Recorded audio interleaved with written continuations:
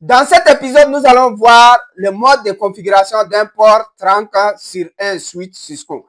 Sur un switch Cisco, il existe trois modes principaux pour configurer un port en trunk. Le mode trunk ou bien on, le mode dynamique désirable et le mode dynamique auto. Le mode trunk ou on. Ces modes forcent le port à fonctionner en trunk sans attendre des négociations. Par défaut, il peut envoyer des trames DTP si la négociation n'a pas été désactivée. OK? Donc, voilà. On a un switch Cisco. Ici aussi, un autre switch Cisco. Et ils sont reliés par un lien trunk. Derrière ces switches se trouvent quelques VLAN. Les mêmes VLAN se trouvent également de l'autre côté. OK? Là, pour configurer ce port comme un port trunk, on ira sous le port et taper la commande switch port mode trunk. Également ici. Donc, la commande switch port mode trunk exécutée sur les deux ports, OK, force la formation du trunk. OK, c'est ça le mode on. Et supposez que de l'autre côté, on n'a pas tapé la commande switch port mode trunk. OK, et on le laisse comme ça. OK, là, celui-là, on a configuré comme trunk en utilisant le mode on. Il va envoyer la négociation. Si elle n'est pas désactivée par défaut, c'est activé. OK, elle va envoyer, ce port va envoyer des DTP. C'est des petits messages de négociation pour que ce lien devienne un lien trunk. OK, de l'autre côté, si on n'a rien fait, c'est un port access. OK, et là, il reçoit la négociation de ce port qui est déjà trunk. Et là, tout de suite, il va accepter la négociation et le lien devient trunk. OK? Même si on n'a pas configuré ce port comme trunk. OK? Maintenant, nous avons également dynamique désirable. OK? Dans ce mode, le port initie la négociation pour établir un trunk. Il envoie des trames DTP au port voisin si le port d'en face est en mode auto ou en mode trunk. Un trunk est automatiquement formé. C'est-à-dire, voilà le switch. Et ça, c'est le deuxième switch. Ils sont liés comme ça. Maintenant, sur ce port, on tape la commande switch port mode dynamique désirable. On laisse comme ça. De l'autre côté, si on part, on tape switch port mode trunk. OK? Là, il y aura tout de suite la formation du trunk. OK? Maintenant, si on tape de l'autre côté switch port mode dynamique auto, là aussi, il y aura la formation. OK? Parce que le mode dynamique désirable, lui aussi, initie la négociation. Il va envoyer la négociation si elle n'est pas désactivée. Par défaut, c'est activé. OK? Si vous n'avez pas désactivé, ce port va envoyer des trames DTP, OK? DTP, Dynamic Trunking Protocol. Il va envoyer pour négocier la formation du trunk. OK? Et là, de l'autre côté, quand il reçoit, il va accepter et là, le lien devient trunk. OK? Voilà, maintenant, nous avons le dernier mode qui est le mode dynamique auto. Dans ce mode, le port attend que l'autre côté initie la négociation. Il ne transmet pas des trames DTP, mais il peut en recevoir. Si les deux ports sont en dynamique auto, aucun trunk n'est créé et le lien reste en mode access. Okay? Voilà un petit tableau. Si le premier port de l'autre côté du switch, ok, supposez on a un switch comme ça et un autre là. Si ce port est en mode trunk ou bien on et que l'autre port est en mode trunk ou bien on, là, le lien devient un lien trunk. Si ce côté est en mode on et que l'autre côté, il est en mode dynamique désirable, le lien devient un lien trunk. Si ce côté est en mode on et que l'autre côté est en mode auto, dynamique auto, le lien devient trunk. OK? Maintenant, si ce port, le premier port est en mode dynamique et désirable et que le deuxième port est en mode on ou bien trunk, là, le lien devient un lien trunk. Si le premier port est en mode dynamique désirable, ok, et que le deuxième port également est en mode dynamique désirable, là, le lien devient trunk. Si le premier port est en mode dynamique désirable et que le deuxième port est en mode auto, il y aura la formation de trunk. Donc, le mode on est dynamique désirable et ils envoient la négociation.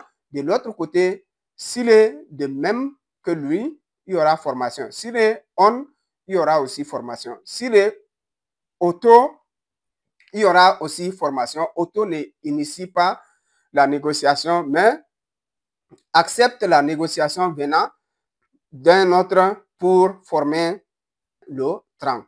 OK? Voilà, maintenant, si un côté, celui-là, il est auto, on a configuré dynamique auto, et que l'autre côté, on configure on ou bien trunk, le lien devient trunk parce que celui-là va envoyer la négociation à celui-ci, il va accepter. OK?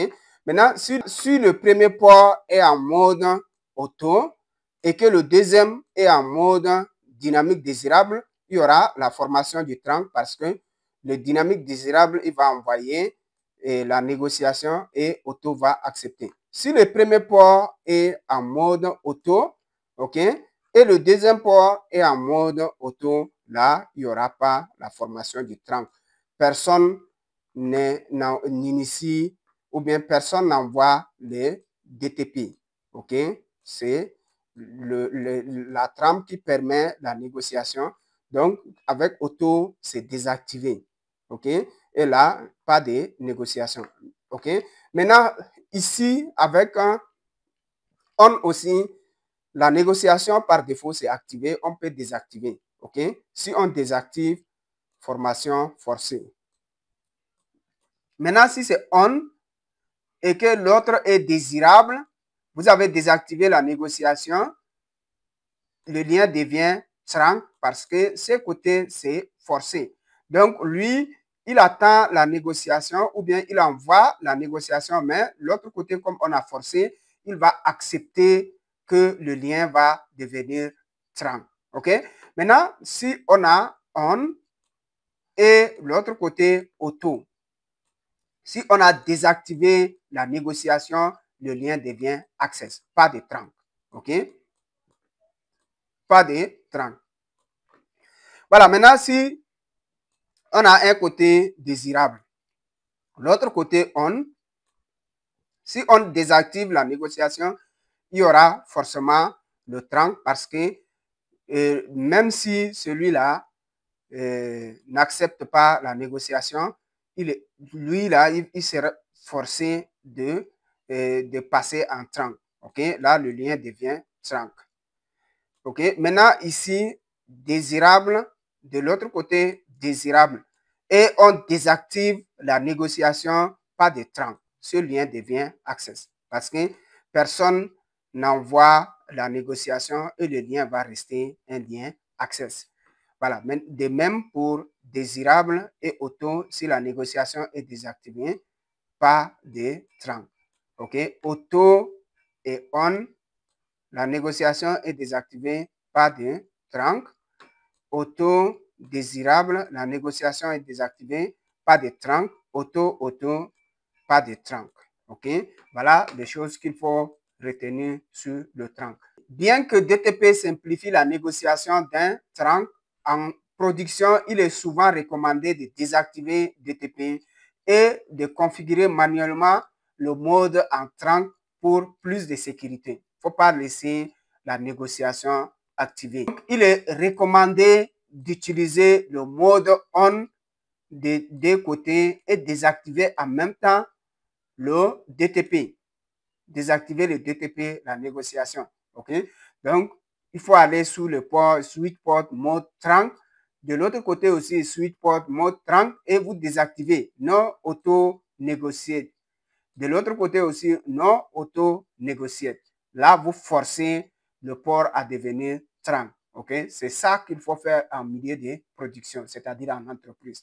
Voilà, maintenant, la configuration des trunks aussi sur le switch Cisco des séries 2960 que vous voyez souvent sur Packet Tracer, OK? Il faut, pour configurer le trunk sur un port, OK, c'est facile. Vous rentrez sous l'interface de ce port-là, interface face Ethernet 0/1, et vous tapez une seule commande, suite port mode trunk, et le port devient un port trunk. OK? Maintenant, pour désactiver, c'est une seule commande aussi, pour désactiver la négociation.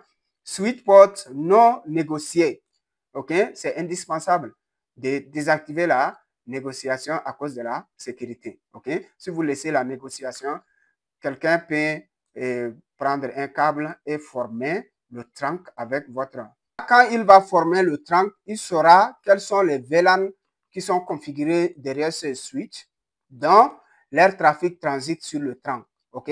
En tapant seulement la commande show interface trunk, et il verra tous les VLAN qui sont permis de transiter sur ce lien trunk. Là, il pourrait vous faire du mal en attaquant les VLAN, OK, dont il connaît déjà. OK. Voilà. Maintenant, si vous êtes sur un switch Cisco de la série 3560 ou bien supérieur à cette série, là, si vous rentrez sous l'interface ou bien le port, interface face Ethernet 0/1, il faut taper cette commande avant de taper la commande suivante. OK. Cette commande, c'est suite port trunk encapsulation .1Q. OK. Là, parce qu'il y a deux protocoles d'encapsulation, à savoir celui-là et le ISL, OK, Inter Switch Link de Cisco. Donc, il faut spécifier au switch le protocole d'encapsulation. C'est ça qui est utilisé pour tamponner les VLAN. OK? Donc, avant de taper switch port mode trunk, après, pour désactiver la négociation, on va taper la commande switch port non negotiate. OK? Voilà les commandes qu'on va utiliser sur les différents switches. Si c'est 2960, on va taper simplement une seule commande pour configurer le lien comme et le port comme un port trunk avec cette commande switch port mode trunk. Et après, on va désactiver la négociation si on veut. Et si c'est le suite de 35, 60 ou bien supérieur à ça, on va rentrer sous l'interface, taper la commande suite port trunk encapsulation.1Q d'abord. OK? Après, on va taper la commande suite port mode trunk. OK? Ensuite, suite port non négocié pour désactiver la négociation. Donc, le prochain épisode, nous allons faire ce lab-là, OK, comme notre premier exercice, configurer le trunk, configuration de VLAN et autres, OK, et faire des vérifications. Merci de m'avoir suivi et à tout à l'heure pour la phase pratique.